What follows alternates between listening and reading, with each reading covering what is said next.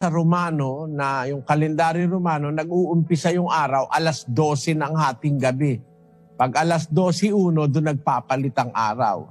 Sa Roman calendar yon. Pero sa Hebrew calendar, paglubog ng araw, kung halimbawa lumubog siya ng alas 6:01, ibang araw na yon.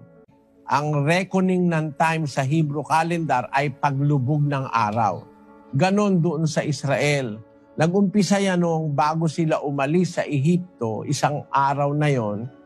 Yung huling araw nila sa Ehipto, bago lumubog ang araw, sinabi ng Diyos sa kanila, ang buwang ito magiging pasimula ng mga buwan, magiging unang buwan ng taon sa inyo. Mula noon, umiral na yung Hebrew calendar. Yun ang aming sinusunod kasi yun ang sinunod ng Panginoong Jesus. Kung kami nagdiriwang ng New Year, ang New Year namin ay yung New Year ng kalendaryo